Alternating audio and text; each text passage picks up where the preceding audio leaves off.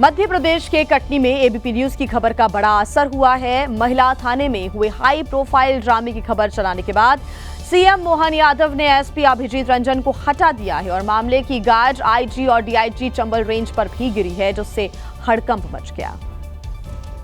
तस्वीरों में पुलिस के साथ झगड़ते दिख रहे ये शैलेंद्र शर्मा है, जो कि दमोह में तहसीलदार के पद पर तैनात हैं। और इनका आरोप है कि जब ये सीएसपी के पद पर तैनात अपनी पत्नी ख्याति मिश्रा से मिलने परिवार के साथ उनके घर पहुंचे, तो वहां एसपी अभिजीत रंजन की ओर से भेजे गए पुलिस वालों ने उनके और उनके परिवार के साथ मारपीट की। शैलेंद्र शर्मा के परिवार ने ये भी आरोप लगाया कि पुलिस ने ख्याति मिश्रा के पिता को भी पीटा, साथ ही घर में मौजूद बच्चों को भी नहीं बख्शा। दादी को मारे, मेरे को भी मारे और सबको डिग्गी में मदद दी है और 3-3 गाड़ियां आई थी वहाँ। इतना सब होने के बाद भी ख्याति मिश्रा ने सामने आने की जरूरत नहीं समझी। वहीं उन्होंने जो तहरीर दी उसमें उन्होंने अपने पति शैलेंद्र शर्मा और उनके परिजनों पर ही प्रताड़ना का आरोप लगाया है। वहीं इस मामले ने तूल पकड़ा तो सरकार भी एक्शन में आ गई। सीएम मोहन यादव ने सख्त एक्शन लिया और इसे लेकर सोशल मीडिया एक्स पर पोस्ट किया। कटनी के पुलिस अधीक्षक और दतिया के पुलिस अधीक्षक तथा आईजी डीआईजी चंबल रेंज द्वारा ऐसा व्यवहार किया गया जो लोक सेवा में खेदजनक है। इस कारण इन्हें तत्काल प्रभाव से हटाने के निर्देश दिए हैं। मध्य प्रदेश में मोहसिन खान की आंच अब जिम तक पहुंच गई है। रविवार को भोपाल के एक जिम में हिंदू संगठन से जुड़े कार्यकर्ताओं ने हंगामा किया और मुस्लिम ट्रेनर पर आपत्ति दर्ज कराई।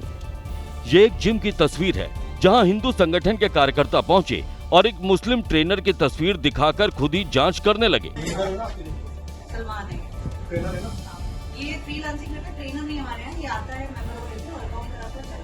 इसलिए आपने इसका आधार कार्ड नहीं है, सब इनके बहुत सालों से कर रही है, ये कार्यकर्ता इस तरह व्यवहार कर रहे थे मानो मोहन सरकार में कानून व्यवस्था इनके ही हाथों में है।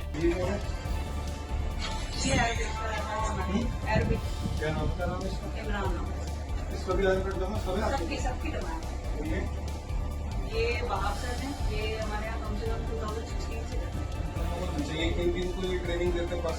अब जब हिंदू संगठन के कार्यकर्ता इस कदर हावी हैं, तो बीजेपी के सांसद भला कैसे पीछे रह सकते हैं। ये भोपाल के कई जिम हैं जिनकी हम लोग सूची भी तैयार करवा रहे हैं और उन सूची के अंदर जिस प्रकार से जो ट्रेनर हैं वो तथाकथित मुस्लिम समाज के हैं, उनको भी कोई अधिकार नहीं है। बीजेपी सांसद के इस बयान पर कांग्रेस नेता ने सवाल उठाए।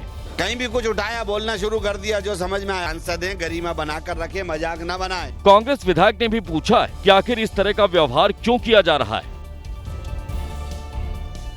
ऑपरेशन सिंदूर सेना के पराक्रम से होते होते अब सियासत तक पहुंच गया है और अमित शाह ने रविवार को पश्चिम बंगाल में ममता सरकार के खिलाफ हुंकार भी भरी और चुनाव में टीएमसी को सबक सिखाने के लिए भी कहा। गृह मंत्री अमित शाह ने पश्चिम बंगाल की महिलाओं से अपील की कि वो आने वाले चुनाव में ममता बनर्जी को जवाब दें। मैं बंगाल की मातृशक्ति को भी अपील करने आया हूं। आने वाले चुनाव में ऑपरेशन सिंदूर पर सवाल उठाने वाली ममता जी को सिंदूर की कीमत बंगाल की माताएं बहनें जरा समझा दे। सिंदूर का अपमान करने का क्या मतलब।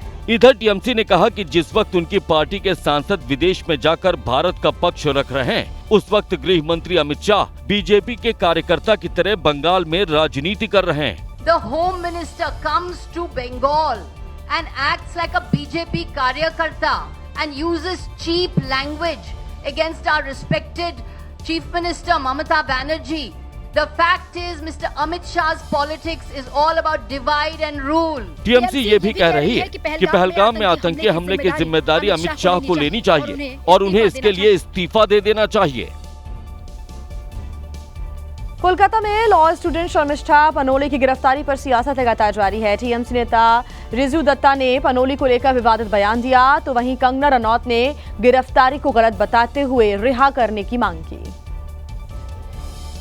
लॉ की छात्रा और social media influencer Sharmistha Panoli की गिरफ्तारी के मामले ने तूल पकड़ लिया है। टीएमसी नेता रिजू दत्ता ने शर्मिष्ठा पनोली को लेकर विवादित पोस्ट किया। अगर वो मेरी बेटी होती तो अब तक मैं उसके अंतिम संस्कार की रस्में पूरी कर चुका होता और उसे अपने जीवन से बाहर कर चुका होता। वहीं पनोली की गिरफ्तारी के मामले में बार काउंसिल ऑफ इंडिया के अध्यक्ष और राज्यसभा सांसद मनन कुमार मिश्रा ने भी प्रतिक्रिया दी है। उन्होंने गिरफ्तारी को गलत बताया है और कहा कि वो पनोली के साथ खड़े हैं। एक सिंपल लॉ स्टूडेंट है वो, और उसने बहुत कोई बुरा नहीं बोला, पाकिस्तान मुर्दाबाद बोला, पाकिस्तान का क्रिटिसाइज किया, तो इसमें उसको अरेस्ट करने का उसके घर से ये टोटली पॉलिटिकली मोटिवेटेड ये एक्शन है। बीजेपी सांसद कंगना रनौत ने भी शर्मिष्ठा पनोली की गिरफ्तारी का विरोध किया और इसे ममता सरकार की तानाशाही करार दिया। उसको सताना, उसका पूरा करियर, उसका पूरा कैरेक्टर खराब कर देना, ये जो है बहुत ही गलत है। किसी भी बेटी के साथ ऐसा नहीं होना चाहिए और मैं ये मांग करती हूँ बंगाल की गवर्नमेंट से कि इसको नॉर्थ कोरिया मत बनाइए। तो वहीं सीडीएस अनिल चौहान के बयान पर एक बार फिर से कांग्रेस अध्यक्ष मल्लिकार्जुन खड़गे ने संसद का विशेष सत्र बुलाने की मांग की है। उन्होंने कहा कि कोई भी विपक्षी दल का नेता संसद में देश के खिलाफ नहीं बोलेगा, जिस पर बीजेपी ने सवाल खड़े किए। सीडीएस अनिल चौहान के बयान पर एक बार फिर से कांग्रेस अध्यक्ष मल्लिकार्जुन खड़गे ने प्रतिक्रिया दी है। उन्होंने फिर से सरकार से संसद का विशेष सत्र बुलाने की मांग की है। खड़गे ने कहा कि संसद में कोई भी विपक्षी नेता देश के खिलाफ कुछ नहीं बोलेगा, लेकिन इस मुद्दे पर संसद में बात होनी जरूरी है। प्रधानमंत्री को अपनी तारीफ वाले भाषण नहीं देने चाहिए। हमने कहा कि आइए संसद का सत्र बुलाएं और बात करें। यहाँ तक कि पाकिस्तान ने भी अपनी संसद बुलाई है और चर्चा कर रहा है।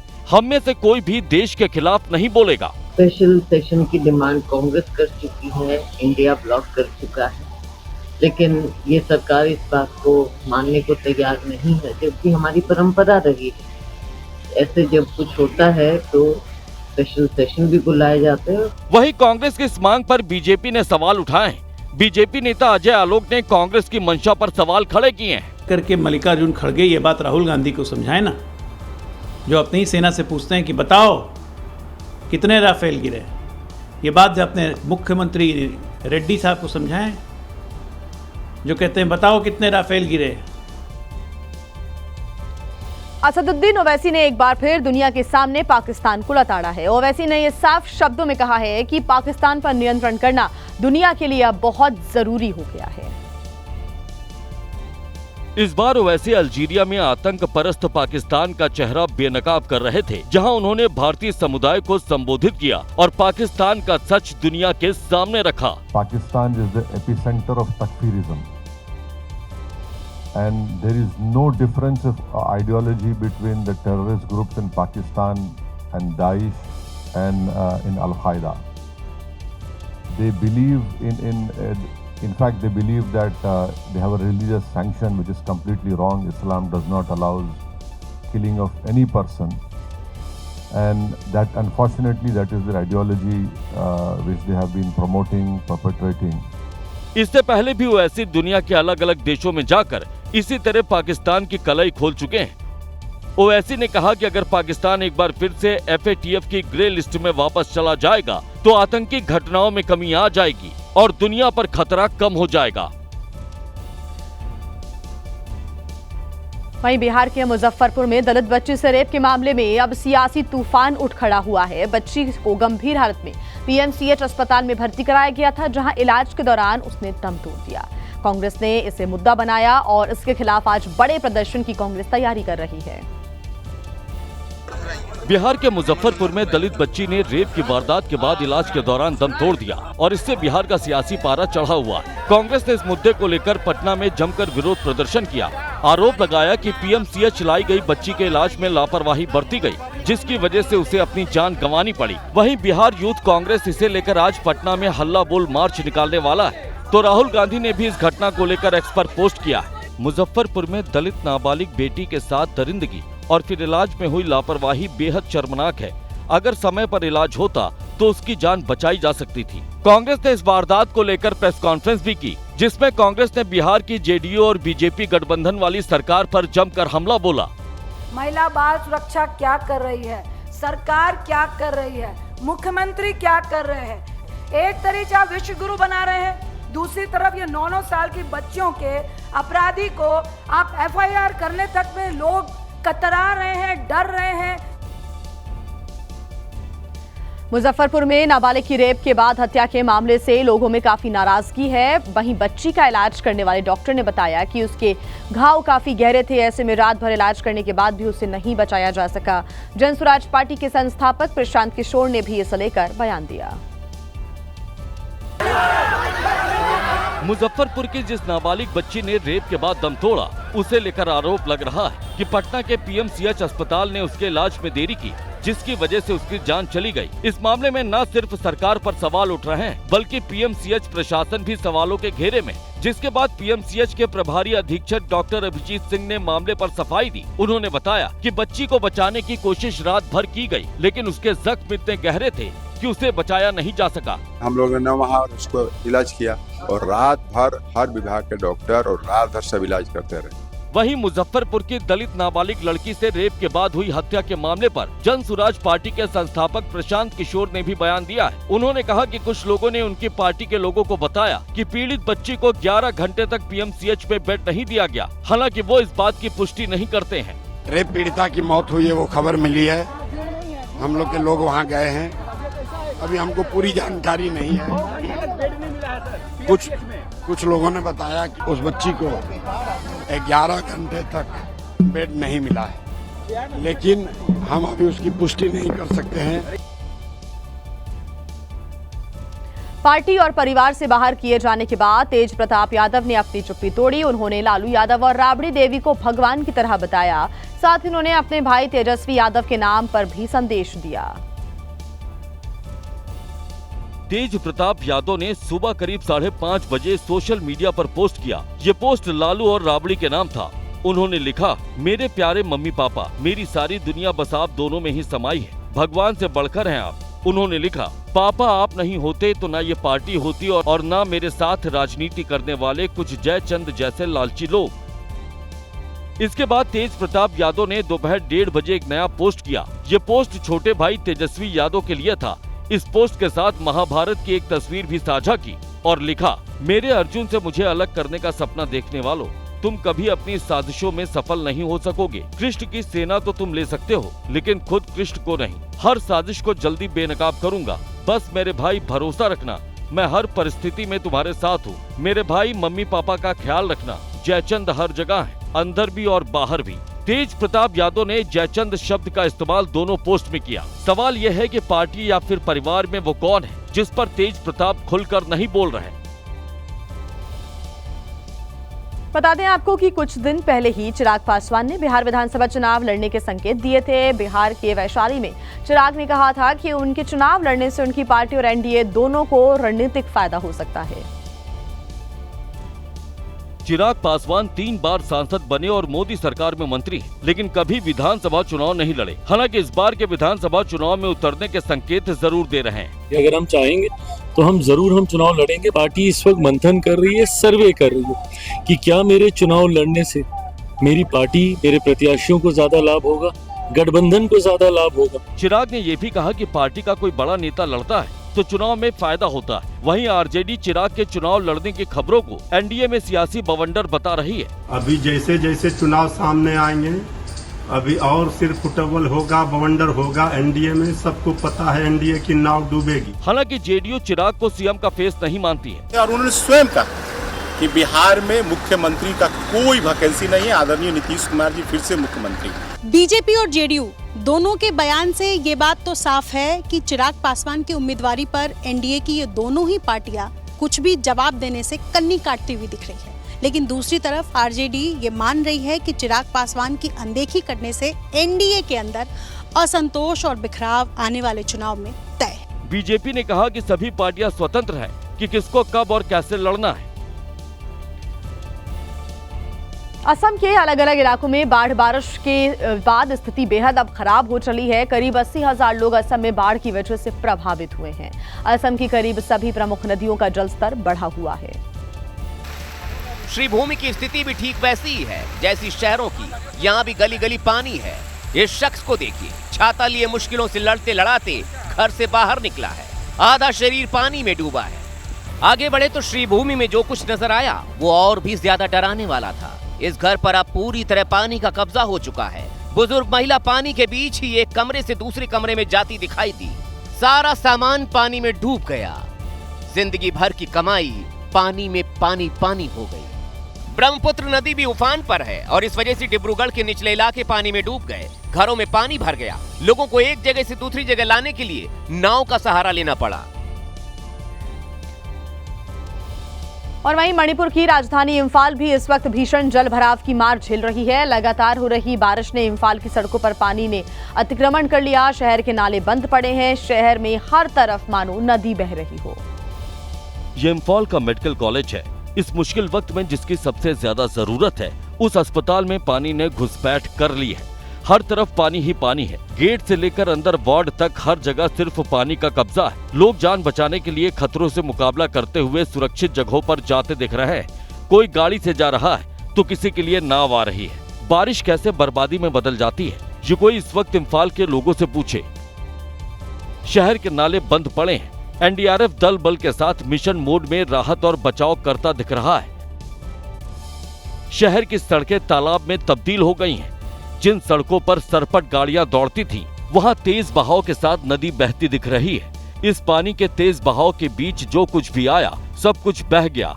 टूटे रास्तों को साफ करती मशीनें जगह जगह दिखाई दे रही हैं। तेज रफ्तार के बीच रेस्क्यू करना भी टीम के लिए बड़ा चैलेंज बन गया है। हालात कब तक ऐसे बने रहेंगे, इसे लेकर लोग ज्यादा परेशान दिख रहे हैं। और वहीं सिक्किम में बाढ़ और बारिश ने जमकर तबाही मचाई। सिक्किम के कई इलाकों में इस वक्त भारी बारिश के बाद पहाड़ों के दरकनों का सिलसिला भी लगातार जारी है और पहाड़ टूटने से तमाम रास्ते यहां के बंद हो चले हैं। सिक्किम में लगातार हो रही बारिश और तबाही की तस्वीरें बेहद डरावनी हैं। मानो पहाड़ के पहाड़ टूटकर नदियों में बह रहे हैं। ये पानी अपने साथ तबाही ला रहा है।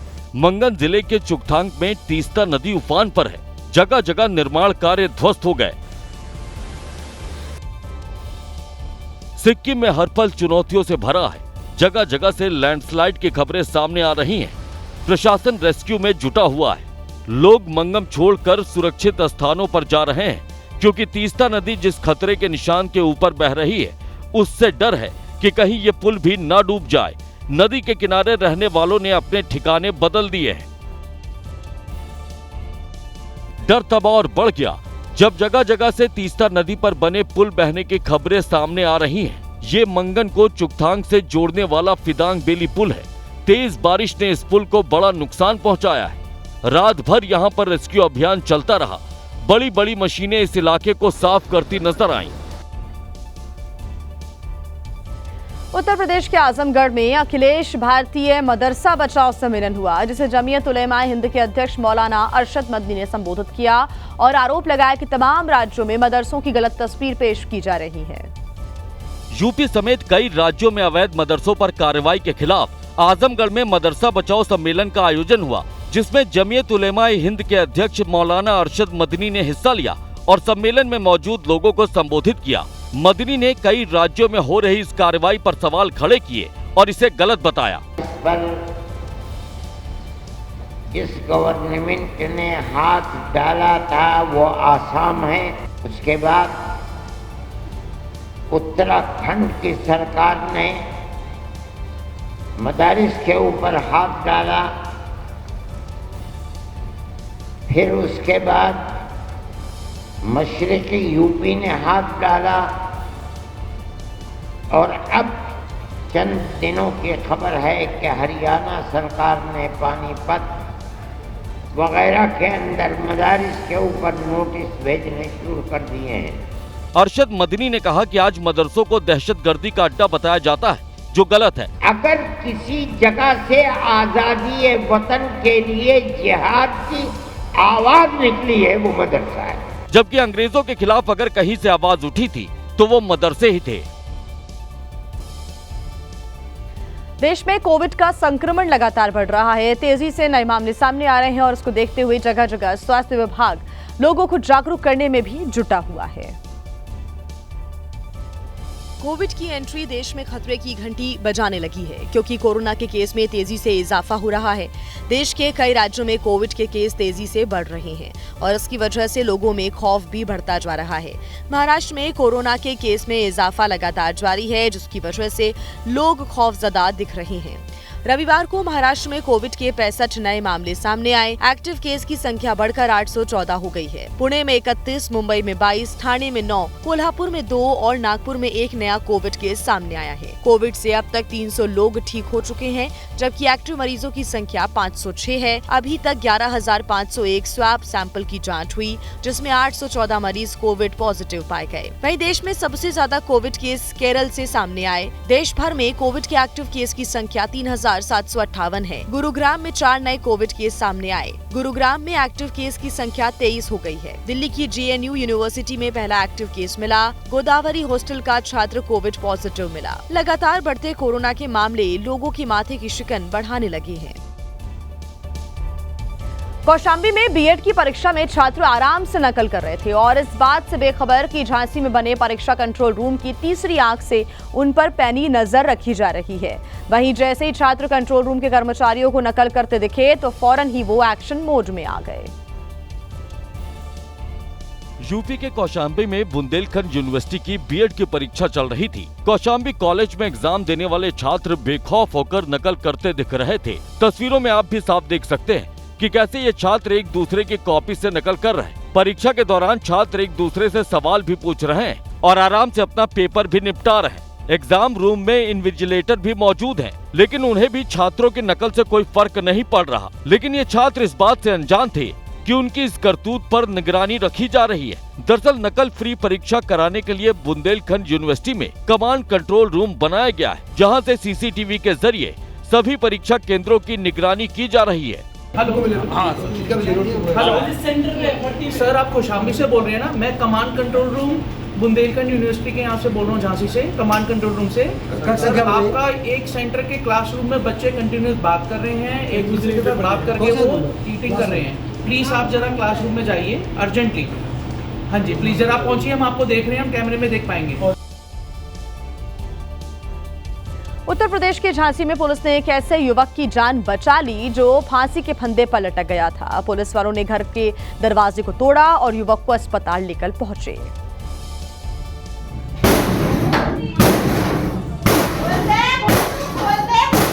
हटेगा।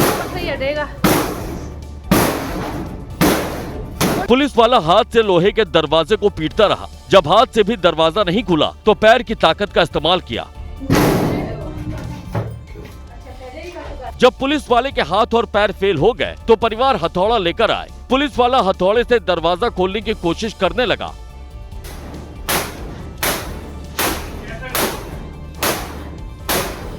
अंदर युवक फांसी के फंदे पर लटक चुका था और बाहर परिजनों के साथ साथ पुलिस वाले भी परेशान थे। पुलिस वालों ने एक बार फिर से हथौड़े से दरवाजा तोड़ना शुरू किया। हाथ पैर के बाद जब हथौड़ा भी फेल हो गया तब पुलिस वालों ने दरवाजे के ऊपर बनी सीमेंट की पतली दीवार को तोड़ा और स्टूल कूलर पर चढ़कर युवक के कमरे के अंदर पहुंचे और दरवाजा खोला। दरवाजा खुला तो युवक फांसी के फंदे पर लटक चुका था और जमीन पर बेसुध पड़ा था। हालांकि गनीमत थी कि युवक की सांसें चल रही थी। पुलिस वाले आनन फानन में अपनी गाड़ी से उसे अस्पताल लेकर गए, जहां फिलहाल युवक खतरे से बाहर बताया जा रहा है। बेंगलुरु की बात करेंगे, जहां पर 21 मई को एक नाबालिग लड़की का शव नीले सूटकेस में मिला था। उसमें पुलिस ने खुलासा करते हुए लड़की के प्रेमी समेत 7 आरोपियों को गिरफ्तार किया है। इस मर्डर मिस्ट्री को सुलझाने में पुलिस को 10 दिन लग गए, लेकिन जब आरोपी को पकड़ा तो हर कोई हैरान रह गया, क्योंकि जिस प्रेमी के साथ रीमा 15 मई को नवादा से भागी थी, उसी प्रेमी आशिक कुमार ने रीमा का कत्ल कर दिया और उसे नीले सूटकेस में पैक कर रेलवे स्टेशन के पास फेंक दिया। किसी और को शक न हो, इसीलिए हत्या बड़े ही रहस्यमय तरीके से अंजाम दी गई। पुलिस जांच में पता चला कि लड़की को आरोपी आशिक कुमार भगाकर अपने फूफा के पास बेंगलुरु ले गया था और 20 मई को आरोपी आशिक ने रीमा का कत्ल कर दिया था। पुलिस पूछताछ में आशिक ने कबूल किया है कि उसने रीमा का कत्ल बड़ी ही बेरहमी से किया। पहले गला दबाया और फिर उसे जमीन पर पटक दिया, जिससे रीमा की गर्दन टूटने से उसकी मौत हो गई। जिसके बाद आरोपी ने अपने दोस्तों को बेंगलुरु बुलाया और उन्हें धमकी दी कि उन्होंने उसकी मदद नहीं की तो वो उन्हें फंसा देगा, और फिर इस तरह हत्या को अंजाम दिया ताकि ये आत्महत्या लगे। आरोपी ने खिड़की का शीशा अंदर से तोड़ा ताकि बाहर से देखे जाने का भ्रम पैदा हो, लेकिन कांच के बाहर गिरने से पुलिस को शक हुआ और आरोपी पकड़ा गया। और अब बात दिल्ली की, जहां पर बुलडोजर की धमक सुनाई दी। राजधानी के जंगपुरा इलाके में अतिक्रमण के खिलाफ प्रशासन ने अभियान चलाया और यहां के मद्रासी कैंप में 370 झुग्गी बस्तियों को तोड़ दिया गया। अतिक्रमण हटाने के लिए एक साथ कई जेसीबी और पोकलैंड मशीनों को लगाया गया, जिनके प्रहार से कुछ ही वक्त में 300 से ज्यादा झुग्गी बस्ती मलबे के ढेर में तब्दील हो गई। वहीं सुरक्षा के लिहाज से मौके पर भारी संख्या में फोर्स की तैनाती भी की गई। इनमें रैपिड एक्शन फोर्स, दंगा नियंत्रण बल और दिल्ली पुलिस के जवान शामिल थे।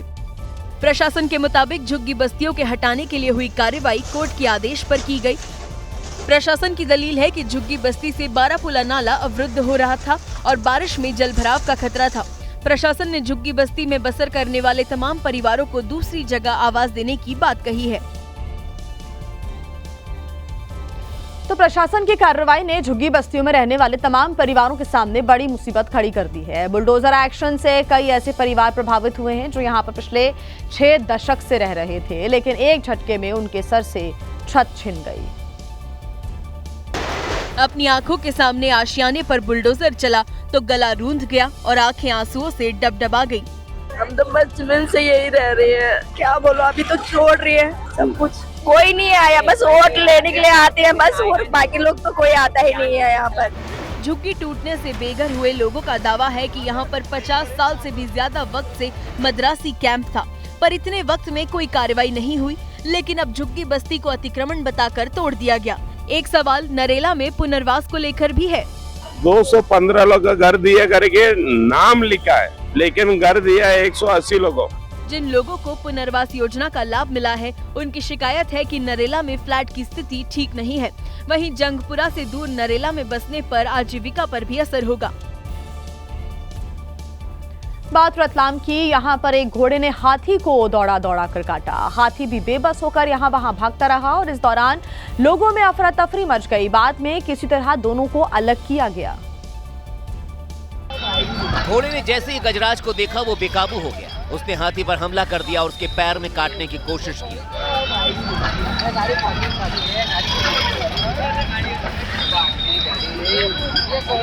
घोड़े से बचने के लिए हाथी ने दौड़ लगा दी। हाथी की टकराने की वजह से एक मोटरसाइकिल भी गिर गई।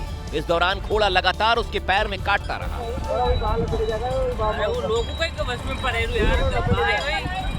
घोड़ा इस कदर गुस्से में है कि वो हाथी को छोड़ने के मूड में नहीं है। हाथी पर बैठे महावत के साथ पैदल चल रहे लोगों ने घोड़े को हाथी से दूर करने की कोशिश की, लेकिन सफल नहीं हुए।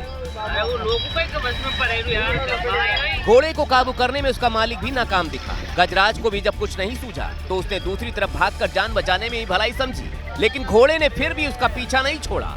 वो उसके पीछे भागता हुआ नजर आया। किसी को जेल क्यों भेजा जाता है? ताकि उसे सजा मिल सके, अपने किए पर पछतावा हो सके। लेकिन बीएसपी के पूर्व सांसद रिजवान जहीर को जेल में मिल रही वीआईपी सुविधाएं देखकर आप भी कहेंगे कि घर से अच्छा तो जेल ही है। डल्लप का गद्दा, तकिया है, बैटरी वाला पंखा है, देसी घी से लेकर मिठाई और ब्रांडेड तेल, साबुन, शैम्पू, क्रीम, सबकी व्यवस्था है। जेल में ऐसी व्यवस्था फिल्मों में देखी होगी, लेकिन ये ललितपुर की जिला कारागार का वो सीन है जिसे देखकर जेल निरीक्षण पर गए सचिव मयंक जायसवाल भी हैरत में पड़ गए। क्योंकि जेल में वीआईपी लेवल की जो सुविधाएं आप देख रहे हैं वो पूर्व सांसद रिजवान अहमद को जेल में दी गई थी। इन सुविधाओं को लेकर जेल अधीक्षक से सवाल किया गया तो वो कोई जवाब नहीं दे पाए। अब सवाल इस बात का है कि आखिर एक आरोपी को जेल में इस तरह की सुविधाएं कैसे मिल रही थी, क्योंकि जब सचिव ने तलाशी ली तो पूर्व सांसद के तकिए के नीचे से 30,000 रुपए भी बरामद हुए। फिलहाल जेल में मिल रही ये वीआईपी सुविधाओं को लेकर पूरा जेल प्रशासन सवालों के घेरे में है, क्योंकि रिजवान जहीर हत्या का आरोपी है।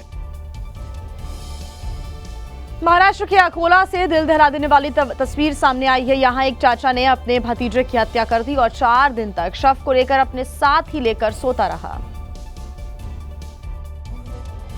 बताया जा रहा है कि दोनों के बीच शराब को लेकर झगड़ा हुआ था, जिसके बाद चाचा ने भतीजे के सिर पर पत्थर से हमला कर उसकी हत्या कर दी। हत्या के बाद शव को चाचा ने अपने घर पर ही रखा और जब शव बुरी तरह सड़ गया और उसमें से बदबू आने लगी, तभी पड़ोसियों ने पुलिस मौके पर पहुंचकर 30 साल के कुणाल किशोर के शव को बरामद कर लिया और आरोपी चाचा को गिरफ्तार किया। जांच में ये बात सामने आई है कि चाचा भतीजे साथ में शराब पीते थे। घटना वाली रात दोनों के बीच झगड़ा हुआ और गुस्से में आकर चाचा ने भतीजे को मार डाला। बात रोहतक की, जहां पर वेंटिलेटर नहीं मिलने से 2.5 साल की बच्ची की मौत हो गई। बच्ची को सोनीपत से रोहतक के पीजीआई रेफर किया गया था, लेकिन जब आध घंटे तक ही वेंटिलेटर उपलब्ध नहीं हो पाया तो बच्ची ने दम तोड़ दिया। माँ बाप भटकते रहे, अपनी 1 साल की बेटी को गोद में लेकर पीजीआई के अधिकारियों के आगे गिड़गिड़ाते रहे, लेकिन किसी का दिल नहीं पसीजा। बच्ची ने तड़पते हुए माँ बाप के हाथों में दम तोड़ दिया। यहाँ वेंटिलेटर नहीं मिला, कम से कम 8-9 घंटे तक ऐसे मेरे बच्चे को उठा के रखा। कई बार बोला, 10 बार भी बोला दे दो। फिर क्या हुआ? मौत होगी बच्चे की। हाँ। गलती सिस्टम की है, लेकिन अभागे माँ बाप किस्मत को कोस रहे हैं कि काश वो गरीब ना होते, उनके पास पैसे होते तो उनकी बेटी जिंदा होती। किसी गरीब के साथ क्यों होता है ऐसा? हम गरीब है तो गरीब की सुननी नहीं चाहिए। जो बड़े लोग हैं उनकी सुनाई होती है, जो गरीब होते हैं उनकी सुनाई नहीं होती है। मध्य प्रदेश के रहने वाले पवन हरवार की 1 साल की बेटी प्रियन सीता कल नहाते वक्त पानी के टब में डूब गई थी। आपको बता दें, उत्तर प्रदेश के गोंडा में बड़ा हादसा होने से टल गया। यहां पर गैस टैंकर का केबिन आग की लपटों से घिर गया। हालांकि गनीमत ये रही कि वक्त रहते आग बुझ गई। वीडियो में दिखाई दिया कि एचपी गैस का केबिन धू-धू कर जल रहा था। आसमान में काले धुएं का गुबार उठ रहा था और लोगों को डर था कि अगर ये आग टैंकर तक पहुंची तो क्या होगा। ये वीडियो जिसने भी देखा उसके रोंगटे खड़े हो गए। बताया जा रहा है कि ढाबे पर टैंकर खड़ा करके ड्राइवर खाना खाने चला गया था और तभी शॉर्ट सर्किट के चलते केबिन जल गया। लोगों ने फायर ब्रिगेड को सूचना दी और वक्त रहते बड़ा हादसा टल गया।